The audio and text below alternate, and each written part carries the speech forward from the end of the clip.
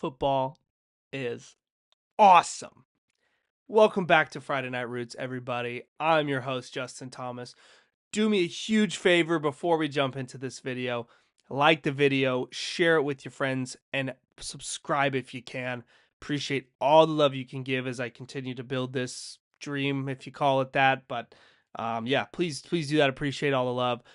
For today's video, I know I didn't upload one yesterday, but there just wasn't enough going on. And then I thought, I needed a couple of ideas of kind of what I wanted to talk about and storylines going on. So today I kind of wanted to carry on the train from the video I last uploaded about Matthew Stafford and Aaron Rodgers. Today I really wanted to focus on the players who aren't necessarily free agents, but more players who are, been given permission to trade or who have requested a trade. So today I'm going to start talking about Myles Garrett, and I'm going to talk about Deebo Samuel and Cooper Kupp, and then I'll kind of end it with some headlines, and then hopefully later on as the week, as the combine continues to develop, some more storylines, things I feel like it'd be important to share my opinion on, or things I want to talk about. Yeah, we'll do it. So as always, let's talk some ball. Myles Garrett. So this isn't new news, but I haven't really shared too much on my opinion. I've talked about it, but I kind of want to take a deeper dive and give some updates as the combine comes around. So yeah, we're gonna talk about Myles Garrett. So Myles Garrett has officially, we already know, officially requested a trade. 6-time Pro Bowler, 2023 Defensive Player of the Year, and right early February, he publicly requested that trade with that post, expressing concerns about the Browns' future. So nothing surprising there. We all kind of knew the Browns were on the fritz, and the Browns have been pretty strong on their stance that they think, the Browns think they're a good program. They think they're a good team. They think they have a good baseline, and that's just, for me, what I believe. I'm with everyone else. I just don't think that's the case. I don't think they're a good landing spot for anybody, but if you're a Browns fan, I'd love to hear your opinion. But anyway, so he requested the trade, but more recently, the stuff I haven't covered yet is that their GM, Andrew Berry's response, to the Myles Garrett requesting a trade. He's the GM, and he basically stated that the team does not intend to trade Garrett. And, they kind of emphasize that Garrett remains the crucial to what the team's trying to do and accomplish. While, I totally see that as, that's kind of what I would do as a GM. In reality, in these kind of situations, the teams really do have all the power. And if I was a GM, I wouldn't want to trade him either. He's your guy. He takes your defense from, being okay at best to being great. He's that kind of an impact player. You don't win you're not a 6-time Pro Bowler on accident, and he's not, hasn't been in the NFL for too long. So that's a big accomplishment. I think, Garrett's perspective, I think Garrett feels the Browns' future isn't aligned with winning right now, and I think is a key reason he requested the trade. He kind of talks about it. So, I don't know. If I'm the Browns, I'm in a tough spot, because you don't want the publicity of like, oh, you're keeping that guy. That guy doesn't want to play there, and you kind of keep him in there. But at the same time, these are NFL teams. These are billion-dollar machines that need fans, that need to make a certain amount of money, that want to win a certain amount of games. So they're not just going to hand over their best asset, or here, we'll trade you for pennies on the dollar. Even if they were considering a trade, it would cost a ton to get a guy like Myles Garrett. So not surprised. But, and then of course their GM responded, his comments on alignment, Barry's comments on alignment. He noted that the Browns are aligned with Garrett on wanting to win, but there are many differences in the approach in order to achieve that goal. But I get that that's what Andrew Berry thinks, but I don't know. I get there are many ways to achieve that goal, and there are many ways to get there, but it just doesn't seem like the Browns are in that place, and like they're doing the best they can to mitigate that situation. Ever since the Deshaun contract, they completely and utterly fucked themselves. It'll go down in history as the worst sports contract to ever be done. So yeah, I just feel bad for the guy. I think, we don't even need to talk too much about, Cleveland's 2023 performance. The Browns finished 3-14, their worst record since going 0-16 in 2017, Garrett's rookie year. If you're Myles Garrett, how much are you going to take? You're the guy, you're the best guy. How much are you going to take before you're like, fuck it, I want to go win something. I want to go win some bowls. I just want to go to the playoffs. I want to go play in a playoff game. I want to go do something that other than just, year after year, pack it up in January and go home and go to Cancun. So, but the 2025 NFL draft's coming. I don't think the Browns the Browns do hold that second overall pick in the draft and are considering, maximizing this pick, whether they select a quarterback to kind of recover what they've done with Deshaun Watson and back him up. They're in a complete fuckery. I read something the other day that even if they were to cut Deshaun, there would be like 150 million in cap. I mean, dead cap. Like this guy is not movable right now, and they got to do something. And I get why Garrett can't see the end of the bullshit. Is why I think he's requesting the trade. How could he? Well, we can't get rid of Deshaun this year. We might be able to cut him next year, but it'll still be 60, 90 million on the cap hit, right? Dead cap money, right? Like, I mean, I get where Garrett's coming from, and we all can't see an end to it and don't know what the fuck the Browns' future looks like. So, anyway, when it comes to Garrett's contract, he has 2 years left on his 5-year deal, $125 million extension, but he does not have any guaranteed money left in his salary. Not that that's a big deal for a guy like him. He'll probably hit his metrics either way, but just something to consider. So anyway, Myles Garrett, the GM saying, I'm not moving him. Garrett's saying, well, I want to move. Hopefully they meet somewhere in the middle and Garrett stays, or they find a trade deal. Who knows? Or Garrett Garrett tries to sit, or what do they call it? Hold in, hold out, whatever. Oh, but that's just odds are that's not going to happen. So anyway, let's move on to Cooper Kupp. Cooper Kupp. So Cooper Kupp is a little bit different of a situation. So Cooper Kupp trade request. Basically, Kupp announced that the Los Angeles Rams informed him that they will seek a trade and, a decision that he fully and utterly disagrees with. But once again, sometimes that's just the way it is in the NFL. These teams have some of that power, but you got to keep in mind they're also trying to be competitive. They're trying to do their best to get the best players in there at the right time, and eventually you get old. That's the world we live in, and that's professional sports. So I think, in Kupp's initial reaction, he stated that he always believed his career would begin and end in Los Angeles, and is now preparing, to compete for a championship elsewhere. He's highly motivated and he's healthy heading into next season. So, it'll be interesting. It sounds like Cooper Kupp's head's where it needs to be. Eastern Washington guy, so small school guy who's done an awesome job. I mean, he's incredible. I mean, he was incredible. Obviously slowing down a little bit, and that does have an impact. He's a receiver, and they got their guy in Puka, and they're more focused on Stafford right now. I think Cooper Kupp's a little bit easier to move while he's still not too old, and somebody will pay him veteran type money to just be a number 2 or shit. Some of these teams could need him as a number 1. I mean, look at the team like the Steelers who's desperate just for some route runners, right? So, and Kupp's previous statement, after the Rams playoff loss to the Eagles, Kupp said he wanted to play in 2025 and would love to stay in LA, but he has no control over the offseason decisions, which is true. I mean, he doesn't have any control. I feel if I'm the Rams, I'm moving on Kupp too. If you got to move on someone, they're already the youngest team in football. Don't resign a veteran you don't think you need. And as harsh as that sounds, Kupp's great, but Puka's their guy now. Find these young speedsters, maybe a good route runner, and see if you can continue to further develop your team on offense that way, because they have a young defense, a strong defense with that D-line. So it'll be interesting to see. In terms of Cooper Kupp's contract, he did sign a 3-year, $80 million extension after the record-breaking 2021 year. His cap hit will be $29.8 million in 2025 and $27.3 in 2026, with $5 million guaranteed next season. But with Cooper Kupp too, because he's not a free agent, I do see some really, really, maybe not positive, but I could see some good trade and release scenarios where it works out. So think about it this way. If he's traded post June 1st, the Rams would save $20 million against the 2025 cap.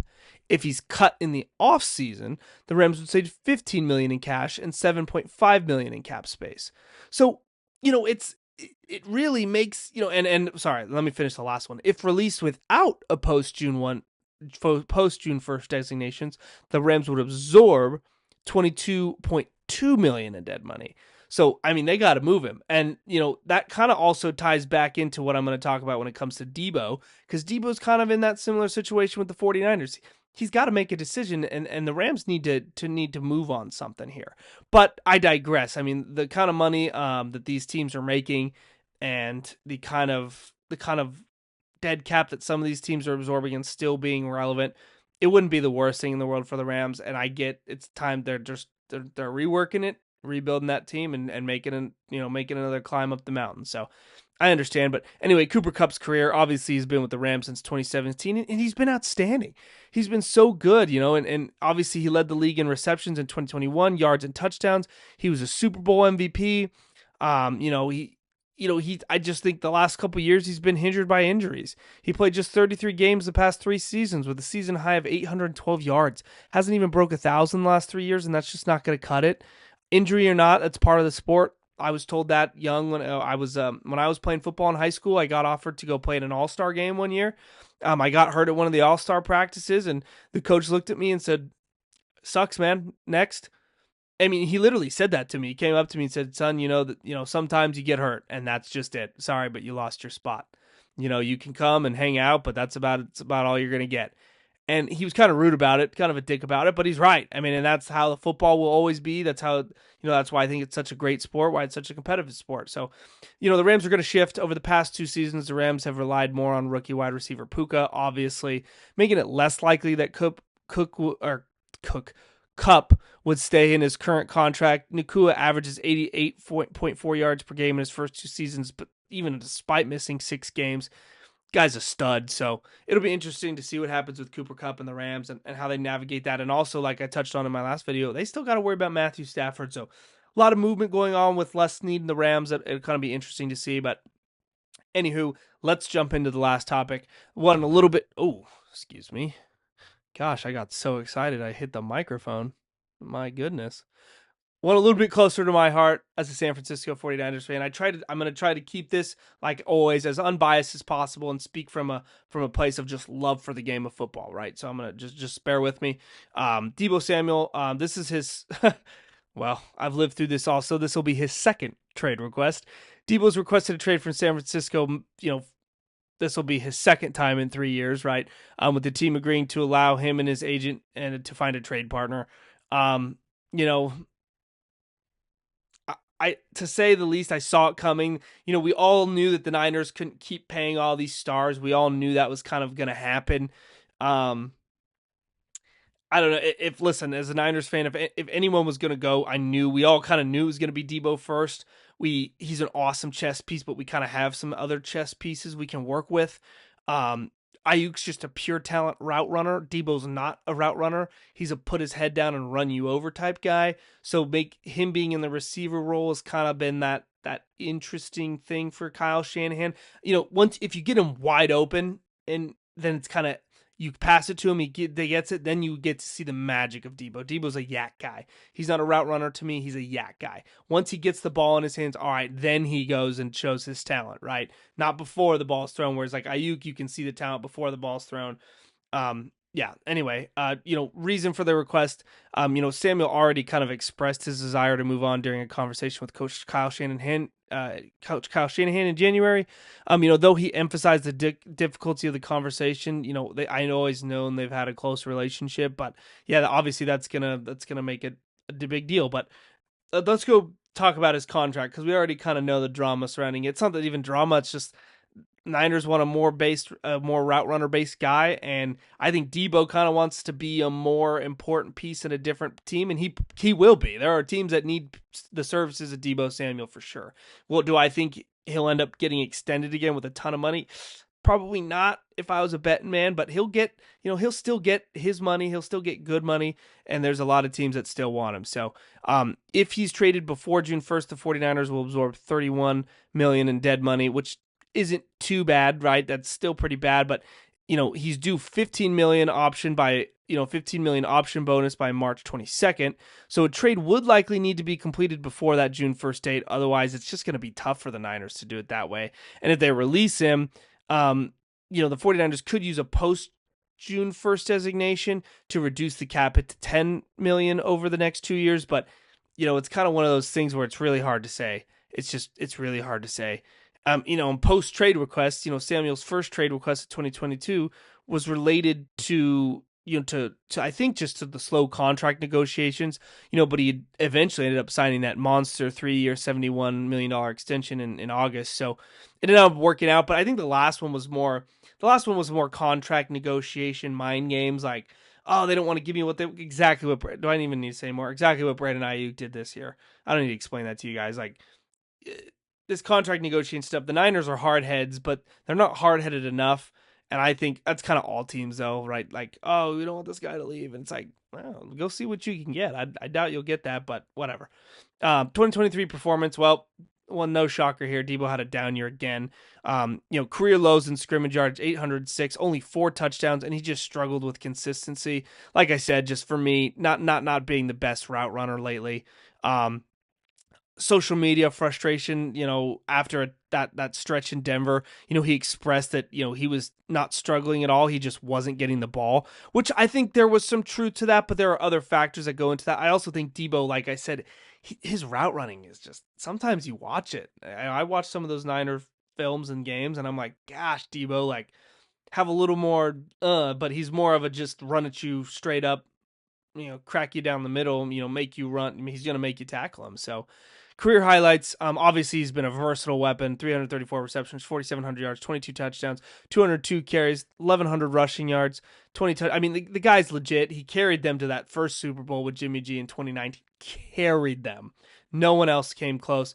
He's a 2019 draft versatility. He quickly became one of our key guys, and he's still awesome. And that's why I think there are teams out there that are going to be willing to be like, hey, Deebo, we'll help you out. Like, be this chess piece. There are teams that need that chess piece, that can take that screenplay or use Deebo for exactly what he's designed for.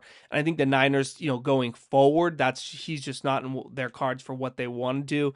And I just think they're looking for a more, just as always, a more dedicated, route runner. The 49ers began preparing for the possibility of Samuel's departure last offseason by, drafting wide receiver Ricky Pearsall and extending Ayuk and Juwan. Juwan's cheap. He should be paid more, but just looking for that route runner. And Juwan, he's got magnet hands. He catches everything. In the 2023, offseason, I think they're now in a situation where they need to address Deebo Samuel's trade. They also need to negotiate for Brock and Kittle. The Niners got a lot going on, and I just don't think Deebo's who they have in their future, and that's okay. It hurts me. I've been a huge Deebo fan ever since he got there. Just ever since he was in Carolina too. Just he's a man, and someday I will watch him run one of our players over and go, well, we knew we were giving that away, and so hopefully that works out for them. But I'm if he's the guy that's got to go, I'm for it. I understand it. So anyway, that's kind of done with the 3 main topics. I'll kind of touch on a little other news and then get the hell out of here. So other news today that kind of broke, I'm tracking through Twitter and CBS and ESPN and all Fox News, all that good stuff. Adam Schefter, of course. I think the Rams' first goal, according to their GM Les Snead, Rams' first goal is to have Matthew Stafford remain the quarterback. Came out and said that at the combine, but are any of us surprised? Kind of already talked about it. No, we're not. Saints GM Mickey Loomis says Derek Carr will remain the quarterback in New Orleans for 2025.